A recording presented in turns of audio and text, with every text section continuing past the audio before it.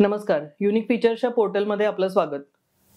समाजाने आणि कुटुंबानेही झिडकारलेल्या कुष्ठरुग्णांना आत्मसन्मान आणि समाजात हक्काचं स्थान मिळावं यासाठी बाबा आमटे यांनी महारोगी सेवा समितीची स्थापना केली.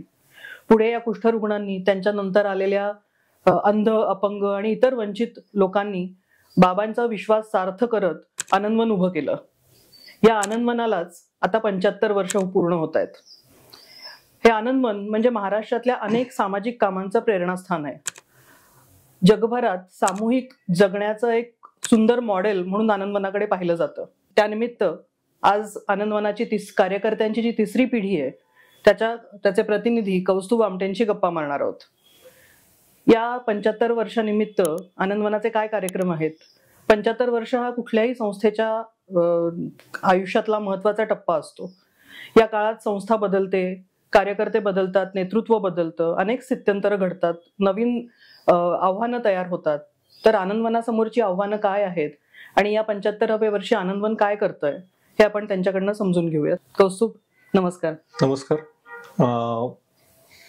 खूप आनंद होतोय आपल्या पोर्टलमध्ये येऊन आपल्या समक्ष बोलण्याची संधी मिळते आहे.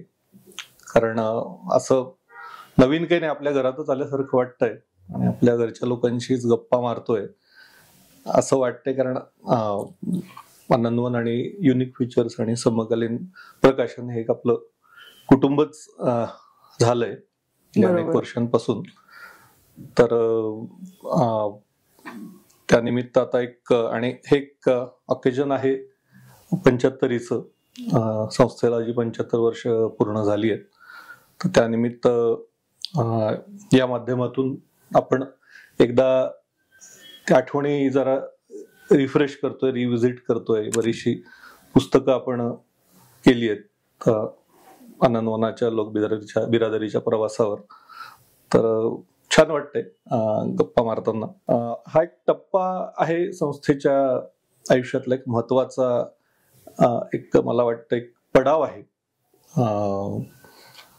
म्हणजे कुणी म्हणेल 74 का नाही आणि 76 का महत्वाचं नाही, 75च का? तर असं काही नाही. म्हणजे आपण जनरल 25, 50, 75 असं म्हणतो. म्हणजे खरं इतकंच त्याचं एक आहे आमच्या मनामध्ये. याचं कारण असं की म्हणजे कोणी विचारतं की मग सेलिब्रेशन हे आहे का? तर मला तरी म्हणजे वैयक्तिक असं वाटत नाही की काही सेलिब्रेशनची मुवमेंट ही आहे. कारण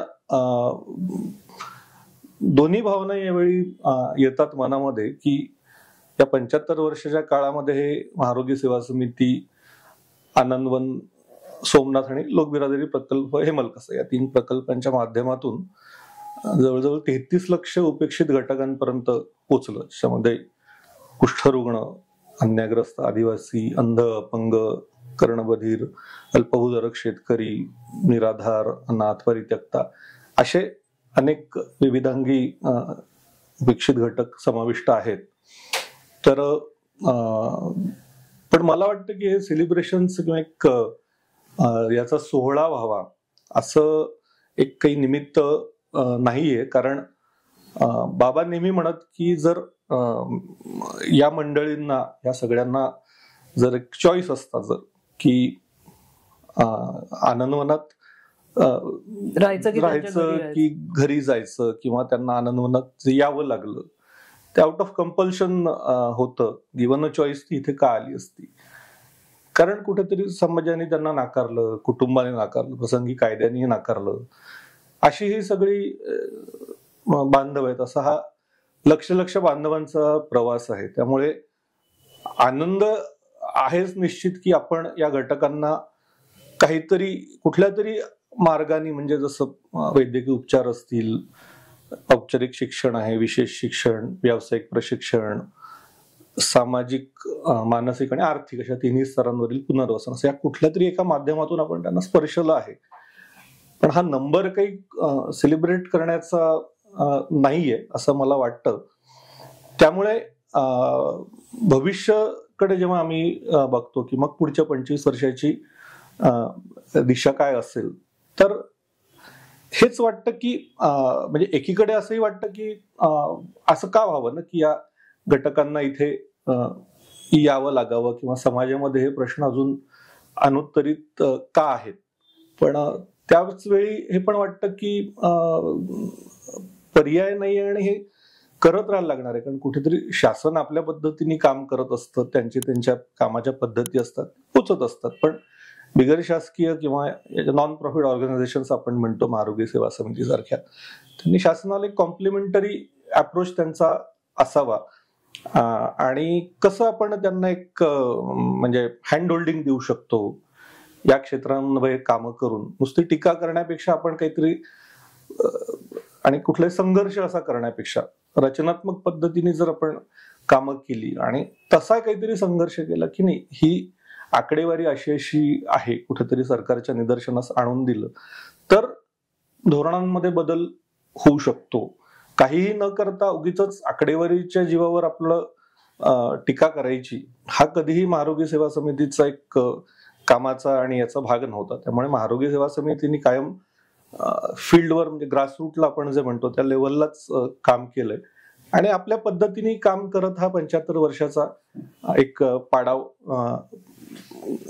पूर्ण झालाय, गाठलाय. आणि पुढे पण असंच म्हणजे ऑर्गॅनिक पद्धतीने हे काम पुढे जाईल असं मला वाटतं, कारण कायम स्थळ सापेक्ष आणि गरज आधारित अप्रोचनेच आपण काम करत आलो. आणि महत्वाचं सर्वात सांगायचं जर या 75 वर्षाचं जर आपण बघितलं तर कामाचा आत्मा हा सहृदयता हाच आहे. सहृदयता नसेल तर मग पुढच्या काही गोष्टी ज्या असतात त्या घडू शकत नाहीत असं मला वाटतं. की सहृदयता ही तुमच्या मुळाशी हवी, तुमच्या फाउंडेशनला हवी, तर मग बाकी सगळ्या गोष्टी आपोआप मग ती कृतीशील हवी, ती त्याच्यातून माणसं सशक्त व्हावीत, भंग पावलेली मन भंग व्हावीत, अशा अनेक गोष्टी येतात. पण मुळाशी जी असते ती कंपॅशन असते, तर ती असेल तर 25, 50, 75, 100 अशी अनेक टप्पे संस्था गाठत जाईल असं मला वाटतं. गरज पडू नये त्याची हा तर एक भाग आहेच की गरज पडू नये, पण गरज आहे. अजून एवढ्या मोठा देश आहे त्यामुळे गरज आहेच. आनंदवनापुढे पण बरीच अजून आव्हानं आहेत, त्याच्याबद्दल आपण बोलूयातच. पण यंदा मला वाटतं पुढच्याच महिन्यात 75 वर्षाचा एक कार्यक्रम तुम्ही आनंदवनात करताय, तर त्या कार्यक्रमाबद्दल थोडं सांगशील का? हा, त्या कार्यक्रमाला आपण नाव दिलंय की योगदानाचा, कृतज्ञतेचा आणि सद्भावनेचा मित्र मेळावा, असं त्याचं एक आपण नामकरण केलंय. कारण मित्र मेळावा ही जी काही गोष्ट आहे ती 1960 सालापासून आनंदवनात सुरू झाली. म्हणजे आनंदवनाच्या या प्रवासामध्ये अनेक लोकांचे हात या कामाला लागले. बाबा ज्याला प्रभूचे हजारो हात म्हणत, मग दिवंगत पु ल देशपांडे आणि सुनीताबाई देशपांडे हे त्यातले आद्य की ज्यांनी आनंदवनात आयुष्यात त्यांच्या 27 वेळा आनंदवनाला भेट दिली. आणि तत्कालीन जी माध्यमं होती उपलब्ध त्यातून या कार्याविषयीच नाही लिहिलं तर या समाज घटकांविषयी मराठी जनमानसाची, देशातल्या आणि जगातल्या मराठी जनमानसाची मानसिकता बदलली. अनेक गैरसमज रुजलेले होते विशेषतः कुष्ठरोगाविषयी, तर ते बदलण्यात खूप मदत झाली. त्यामुळे आज मराठी माणसाचा जो टक्का मोठ्या प्रमाणावर आनंदवन लोकबिरादरी आणि सोमनाथला भेट देतो त्याच्यामध्ये त्याचे जनक हे पुलं हेच होत. तर ही मंडळी मित्रमेळाव्याला येत असत. पुढे कुमार गंधर्व आहेत, नंतर पंडित वसंतराव देशपांडे आहेत, S.N. जोशी आहेत, अशा अनेक प्रवृत्ती तिथे यायला लागल्या. आणि मित्रमेळाव्यामध्ये मग सामूहिक लग्न, आनंदवनातली जी दिव्यांग आणि कुष्ठमुक्त मंडळी आहेत त्यांच्यामध्ये ती होत असत. तर असा एक तो मित्रमेळाव्याचा एक म्हणजे काय म्हणू आपण, एक उपक्रमच तिथे दरवर्षी होत असे. तर मधल्या काळात त्याच्यात एक मोठा खंड पडला होता.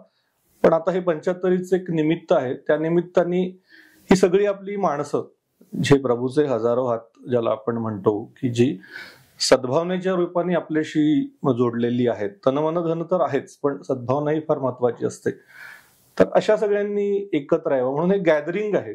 हा काही असा सोहळा नाही किंवा इव्हेंट परसे ही नाहीये.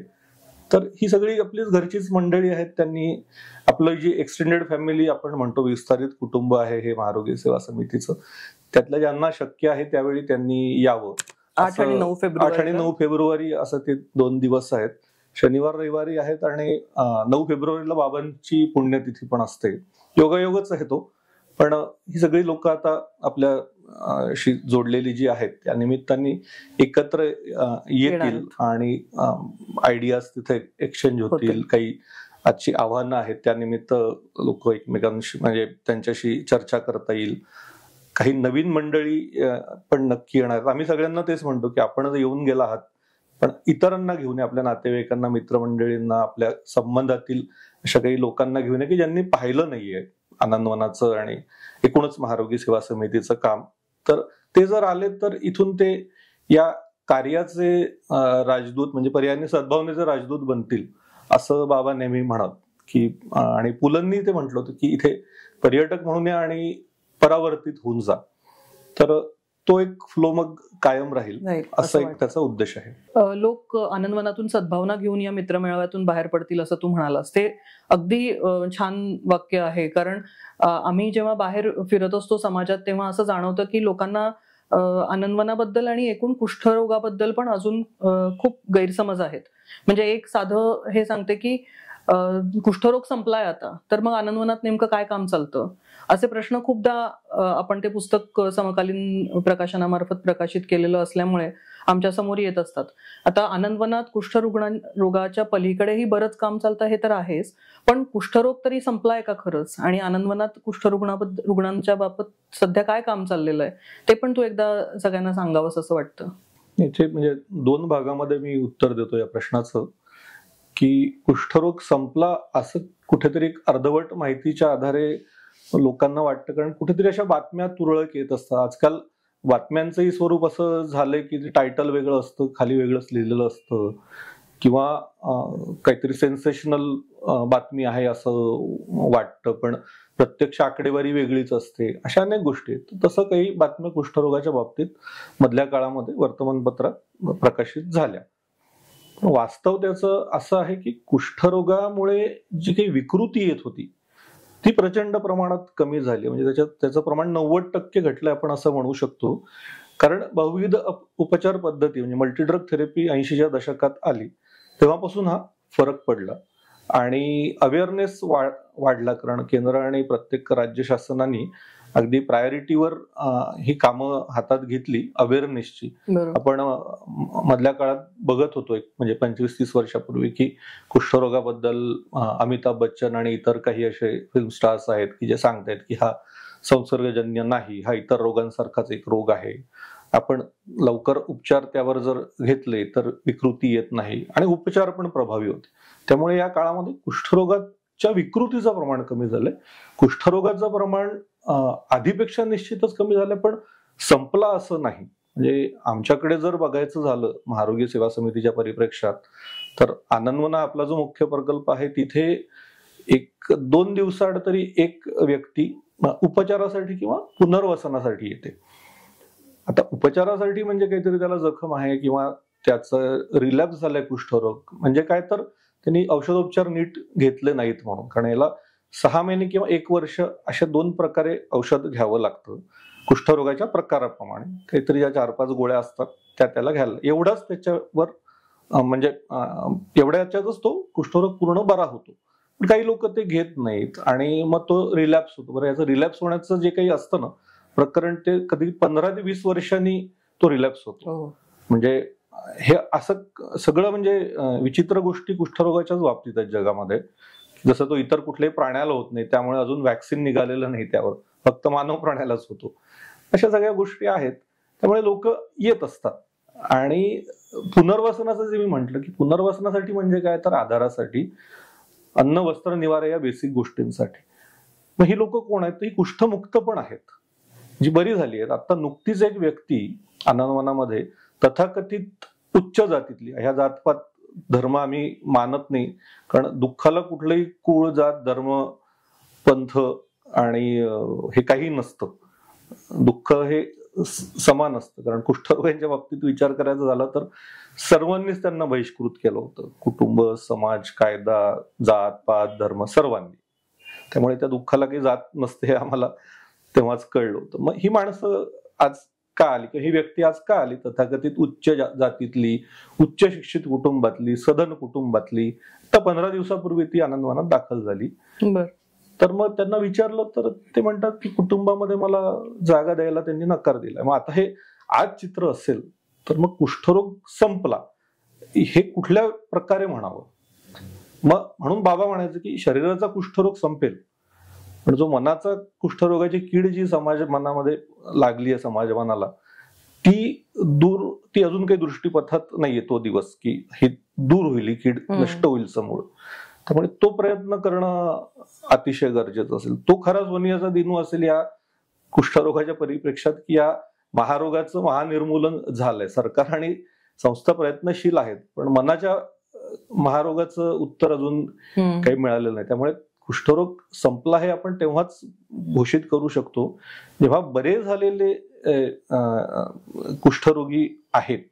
आपण त्याला कुष्ठमुक्त हा शब्द आपण आपल्या आनंदवन प्रयोगवनी या पुस्तकात कॉइन केला होता समकालीन प्रकाशनाच्या. तर ती मंडळी जेव्हा खऱ्या अर्थाने समाज त्यांना कुटुंब स्वीकारेल, गावखेडी स्वीकारतील, म्हणजे लार्जर याच्यामध्ये बघायचं तर समाज स्वीकारेल, कायद्याने आत्ता स्वीकारायला सुरुवात केली आहे, तर त्या दिवशी हे चित्र बदलेल. नुसतं औषधोपचारांनी संपणारा हा आजार नाहीये.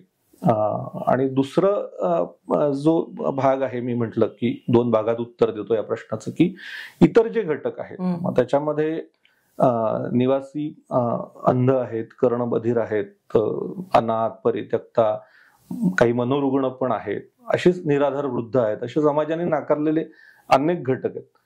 तर या सगळ्या ज्या उपेक्षित बांधवांची, निवासी बांधवांची संख्या आज 1821 आहे. म्हणजे आनंदवनामध्ये यामध्ये जवळपास 1500 पूर्णवेळ निवासी आहेत, रहिवासी आहेत आनंदवनाचे, आणि 300 अंध, कर्णबधिर आणि इतर अपंगत्वाने ग्रस्त असलेले मुलं मुली आहेत, जे आपल्याकडे विशेष शिक्षण आणि व्यावसायिक प्रशिक्षणासाठी दाखल झाले. त्यामुळे ही मंडळी 10 महिने आपल्याकडे असतातच.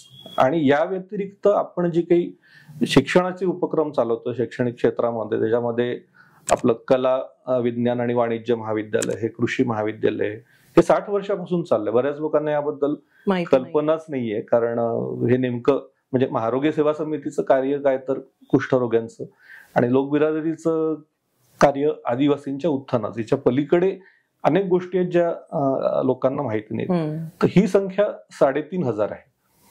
एक कृषी तंत्र विद्यालय आहे जिथे पदविका दिली जाते, आणि एक माध्यमिक आपल्याकडे विद्यालय आहे, प्राथमिक विद्यालय आहे जिथे हे सगळे, आणि हे सर्व विद्यालय आर्थिकदृष्ट्या दुर्बळ घटकांसाठी समाजातल्या, म्हणजे अतिग्रामीण भागातून येणाऱ्या. हे जवळजवळ 60 वर्षापासून हे उपक्रम चालले आहेत. आणि आजचा आकडा मी मागवला होता काल परवाच, की आर्थिकदृष्ट्या दुर्बळ वर्गातून यातले किती विद्यार्थी येतात. तर 97% विद्यार्थी यातले इकॉनॉमिकली चॅलेंज सेक्शन मधून येतात. तर हे एक मोठं योगदान महारोगी सेवा समितीचं या शिक्षण क्षेत्रात आहेत, की अनेकांना याचा लाभ मिळाला. डॉक्टर कृष्णा इल्ला आपल्याला माहिती असतील, ज्यांनी कोवॅक्सिनचा शोध लावला, भारत बायोटेकचे संस्थापक. तर ते आपल्या कृषी महाविद्यालयाचे विद्यार्थी आहेत, आणि ही खूप अभिमानाची गोष्ट आहे. त्यांनी त्या आनंदवनातच राहिले 4 वर्ष, आणि त्यांनी इथे BSc पूर्ण केलं आणि मग उच्च शिक्षणासाठी बाहेर पडले. तर अशी आता किती माणसं कुठे आहेत आपल्याकडे फारसं असं डॉक्युमेंटेशन त्याचं नाहीये, पण सांगायला हेच आनंद होतो आणि अभिमानी आम्हाला वाटतो या गोष्टीचा, की अशी माणसं इथे घडलीत आणि बाहेर पडलीत. तर हे एक मोठं योगदान महारोगी सेवा समितीचं आहे, ज्याबद्दल फार समाजामध्ये माहिती नाहीये. ते योगदान तर आहेच, आणि तू जे काही आता सांगतोयस एकूण प्रश्नांचा आवाका, ते बघता आव्हान पण बरीच मोठी आहेत. आणि आता आम्ही इतक्यातच या बातम्या वाचल्या की आनंदवनासमोर गंभीर आर्थिक संकट उभं आहे. हे सगळा डोलारा कसा सांभाळायचा याबाबत, तर हे तुम्ही कसं पेलताय आणि कशामुळे नेमकं आर्थिक संकट तयार झालंय ते थोडं सांगशील का? आर्थिक आव्हानं आनंदवनं पुढे म्हणजे आपल्या महाआरोग्य सेवा समिती पुढे कायम होतीच, पण कोविड नंतर काय झालं म्हणजे कुठे किंवा आपण जागतिक मंदी, डिप्रेशन येतं किंवा अशी काही इव्हेंच्युअलिटी पुढे येते, त्यावेळी एक योगदान जे लोक देतात, देणगी देतात, त्याचा ओघ खूप कमी होतो. कारण लोक म्हणजे एका सेक्युर्ड याच्यात राहायला त्यांना हे वाटतं की आता आपण जरा पैसे नको देऊयात, मदत नको देऊयात, कारण उद्याचं काही भरोसा नसतो. पण कोविड सारखी जी महामारी म्हणजे कोणीच पाहिली नव्हती. कारण आधीचं जे त्याच्या आधीचं जे डिप्रेशन होतं ते 1930 साली आलं होतं, तर त्या काळातली कोणी आता असतील मला माहिती नाही ज्यांनी आता कोविड पण अनुभवलंय. त्यामुळे असलं काहीतरी एक प्रकरण जे पूर्ण जगच त्यांनी थांबलं होतं, जीवाची काही शाश्वतीच नव्हती कोणाच्या, आज काय आहे आणि उद्या आहे का आपण.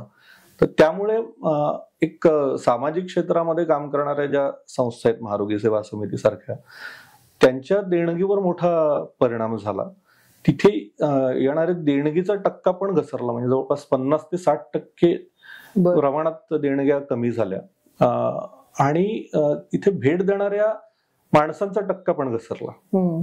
हे नेमकं आता भेट देणाऱ्या माणसाचा टक्का का घसरला याचं मला कारण माहिती नाही, पण कोविडमुळे देणगीचा जो फटका बसला देणगीला, जी स्वयंस्फूर्त मदत असते त्याच्यात अनकंडिशनल आपण ज्याला म्हणतो की तुम्ही चांगलं काम करता आहे आणि आम्ही एका विश्वासाने आणि जिव्हाळा त्या कामाबद्दल वाटतो म्हणून आम्ही मदत करतो, तर ती मदत जी येत होती त्याला मोठा फटका बसलाय. त्यामुळे फक्त आरोग्य सेवा समितीलाच बसले असं नाही, अनेक स्वयंसेवी संस्थांना आज ही आव्हानं जाणवत आहेत. तर तो एक भाग आहे की ज्यामुळे आत्ताचं जे काही आर्थिक संकट जरा ओढावलं आहे, मोठंच संकट याला म्हणायला लागेल. कारण जवळजवळ आपण जे काही आपल्याकडे एफडीज असतात, म्हणजे आपण जी साठवलेली रक्कम असते, काही अडचणीच्या वेळी आपण जे म्हणतो की काही मेडिकल इमर्जन्सी असेल तर आपण वैयक्तिक स्तरावर जे साठवलेली रक्कम आहे एफडीज, त्या लिक्विडेट करतो आणि ती रक्कम आपण वापरतो की कधी काही झालं तर बाबा आपण वापरूयात. तर अशी 16.5 कोटीची रक्कम गेल्या 3 वर्षामध्ये पदरची खर्ची पडली आहे. म्हणजे जी तुटीचे आकडे आज जे पुढे आले आहेत काही बातम्यांमधून, तर ती तूट म्हणजे भरून जी आपण काढली ती या पदरच्या रकमेतूनच काढली आणि ती रक्कम आता पूर्ण संपली आपल्याकडची. त्यामुळे आता शासनाचं जे अनुदान आपल्याला येतं किंवा स्वयंस्फूर्त देणगी आपल्याकडे येते किंवा इतर काही गोष्टींमधून आपल्याला जे उत्पन्न मिळतं, शेती आहेत, शेतीपूरक उद्योग आहेत, काही लघु उद्योग आहेत, त्यावर आता आपण आपलं अवलंबित्व सध्याच्या परिस्थितीमध्ये आहे. आणि कोविड नंतर मी जसं म्हटलं की देणगीचा फटका बसला, तसं आपल्याला गेल्या 10 वर्षात आपण बघितलं असेल, विशेषतः 2014 नंतर जागतिक हवामान बदल प्रचंड प्रमाणात झालाय. त्यामुळे शेती आमच्याकडे जी मोठ्या प्रमाणावर केली जाते आनंदवन आणि सोमनाथ या प्रकल्पांमध्ये, तर पावसाळ्यामध्ये एकतर नीट पाऊस पडत नाही किंवा अतिवृष्टी होते, त्यामुळे उत्पन्नाला मोठा फटका बसतो. आणि रबीच्या सीझनमध्ये, हिवाळ्यामध्ये जो अवकाळी पाऊस पडतो त्यामुळे त्याही उत्पन्नाला फटका मोठा बसतो. तर असं एक प्रचंड मोठं म्हणजे त्या याच्यावर एक संकट ओढावलंय. म्हणजे त्याला आता तुम्ही रेझिलियंट कसं व्हायचं हा खूप म्हणजे लॉंग टर्मचा विचार आहे आणि भाग आहे. पण त्या सीझन मध्ये तर तुम्हाला जे काय असतं ते तुम्ही ट्रॅडिशनली जे करत आलात ते पेरता आणि जे येतं, तर त्याला जर फटका बसला तर नेमकं काय करायचं हा प्रश्न संस्थेपुढे गंभीर आहे. कारण शेतीमध्ये काही करायचं तरी तुमच्याकडे तरलता, लिक्विडिटी ही आवश्यक असते. म्हणजे एप्रिल पासून तुम्हाला पैसा खर्च करायला लागतो आणि त्याचं उत्पन्न कुठेतरी आर्थिक स्वरूपातलं उत्पन्न तुम्हाला पुढच्या मार्च मध्ये किंवा त्यानंतर उत्पन्न आलं शेतीतून तर ते मिळतं. तर असा तो फटका म्हणजे भारतातल्या ज्या शेतकऱ्याची जी परिस्थिती आहे तीच आरोग्य सेवा समितीच्या शेतकऱ्याची पण आहे असं म्हणायला हरकत नाही. त्याबरोबर शासकीय अनुदान जे आपल्याला मिळतं ते पण अपुरं आहे एकतर. म्हणजे कुष्ठरोग्यांच्या परिप्रेक्षात विचार करायचा झाला, निवासी कुष्ठमुक्त बांधव जे आपल्याकडे 1000च्या वर ती संख्या आहे, तर यांच्या उपचारासाठी आणि पुनर्वसनासाठी जे अनुदान मिळतं ते आपल्याला मिळतं 70 रुपये प्रति कुष्ठ मुक्त व्यक्ती प्रतिदिन. आणि ऍज अगेन्स्ट दॅट आपल्याला खर्च येतो 300 रुपये. किंवा जी आपल्याकडे निवासी अंध कर्णबधीर मुलं आहेत शाळांमधली, संधिनिकेतन आपल्याकडे जे व्यवसाय प्रशिक्षण केंद्र आहे अपंगांसाठीचं, तिथले प्रशिक्षणार्थी आहेत यांच्यासाठी जे सरकारी अनुदान मिळतं ते 50 रुपये सामाजिक न्याय खात्याकडून आणि आपल्याला खर्च येतो 240. तर ही जी गॅप आहे ही एकतर खूप मोठी आहे. परत हे अनुदान प्रतिपूर्ती स्वरूपात म्हणजे रिएम्बर्समेंट म्हणून मिळतं आणि केलेल्या खर्चाचे फक्त 80% मिळतं. आणि तिसरा महत्वाचा जो प्रश्न आहे याच्यामध्ये की हे अत्यंत मोठ्या काळापासून प्रलंबित असतं. म्हणजे हे दरवर्षी किंवा दर 3 महिन्यांनी मिळायला हवं. ते जर 5-5, 6-6 वर्ष प्रलंबित राहिलं तर मग तरलत्या मेंटेन कशी करायची. ते येणार म्हणून तुम्ही आश्वस्त असता, शासन निर्णय तसाच असतो पण ती येत नाही. त्याची जी कारण असतील शासनाची ती त्यांना माहिती, ते का येत नाही, ते का देत नाही. पण हे प्रश्न त्यामुळे निर्माण झालेत आणि वाढलेत. हे सगळं एकत्र आलं या सगळ्या गोष्टी, त्यामुळे चॅलेंजेस वाढली. बरं, जीवनावश्यक वस्तूंच्या संदर्भातली जी महागाई आहे ती कायम वाढतीच असते. ती 8-9% ती वाढत असते. त्यामुळे तो एक भाग आहे. तर या सगळ्या गोष्टी जेव्हा क्युम्युलेटिव्हली म्हणजे एकत्रपणे त्यांचं सगळं तुमच्या पुढे आव्हान निर्माण होतं तर मग त्याचे दुष्परिणाम जे होतात ती आता आपल्याला जी तूट आली आपल्याला या गेल्या 3 वर्षामध्ये आर्थिक वर्षात आरोग्य सेवा समितीला, आणि जी तूट आपण आपल्या इंटरनल सेव्हिंग्स मधून ते एफडीज लिक्विडेट करून 16.5 कोटीच्या भरून काढली. त्यामुळे खड्डा प्रचंड मोठा पडलाय आता.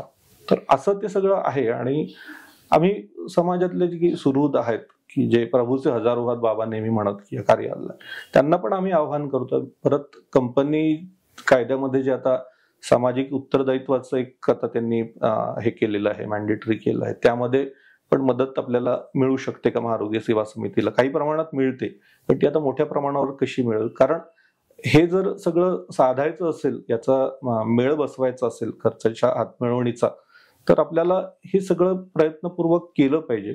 त्यामुळे आम्ही लोकांना आव्हान हेच करतो की तुम्ही या कार्याचे राजदूत बना, आपण मदत करा तनमन धनाने आपल्याला जे यथाशक्ती शक्य, आणि हे इतरांनाही तुम्ही प्रेरित करा की या कार्यात सहभागी व्हा.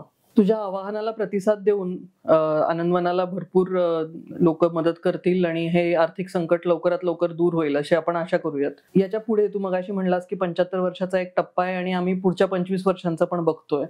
तर पुढे आनंदवनाचे काय संकल्प आहेत त्याच्याबद्दल पण थोडं सांगशील का? नक्कीच. हा प्रश्न अगदीच येणं स्वाभाविक आहे की 75 वर्ष पूर्ण झाली आहेत या कार्याला आरोग्य सेवा समितीच्या. 25 वर्षाची तुमची दिशा काय, तुमचं विजन काय, संकल्प काय. तर थोडं आपण एक कोविड काळामध्ये एक डोकावूयात थोड्या एका छोट्या कालावधीसाठी.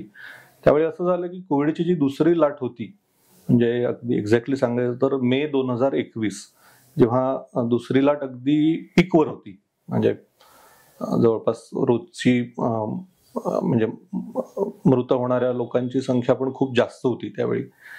तर त्या काळामध्ये एक मिशन आनंद सहयोग नावाचं एक इनिशिएटिव्ह आम्ही चालवलं, ज्यामध्ये आम्ही जीवनावश्यक वस्तूंच्या किट्स तयार केल्या. आनंदवनातलाच एक आपल्याकडे कार्यकर्ता आहे इक्रम पटेल, त्याच्या डोक्यात आलं की दादा आपण असं करूयात का, आम्ही काही ठिकाणी बघतोय की आपण म्हणतो मराठीत कुत्राही हाल खात नाही, अशी परिस्थिती बाहेर आहे. तर आपलं त्या मानाने बरं चाललंय आनंदवनाचं, पण बाहेर मला वाटतंय की असं करावं. तर हे कुठलंही आव्हान असेल तर ते स्वीकारायचं हे आपण आहेच आपल्याकडे, कारण बाबा नेहमी म्हणायची की त्या आव्हानांची कायम लालसा बाळगा आणि ती स्वीकारा. म्हटलं करूयात. मला उलट खूप छान वाटलं की एक आपला आनंदवनाच्या मुशीत तयार झालेला एक कार्यकर्त्यांनी हे सुचवलं. म्हटलं करूयात. म्हटलं काय काय करता येईल. तर एकतर ते ऑक्सिजन कॉन्सन्ट्रेटर्स, सिलेंडर्स हे कुठे कुठे देऊ शकतो हा एक भाग झाला. पण त्यांनी हे मांडलं की जीवनावश्यक वस्तूंच्या किट्स, संच, आणि त्यात काय असावं तर गहू, तांदूळ आणि डाळ असंच एक जनरली असतं की चला हे देऊन टाका, पण तेवढ्याने भागत नाही. तर ह्या पोरांनी, आमच्या कार्यकर्त्यांनी 31 वस्तूंची यादी केली. त्याच्यामध्ये या सगळ्या गोष्टी होत्या. गहू नको म्हणे कणिक, कारण गहू दळायला जाईल कुठे, लॉकडाऊन आहे.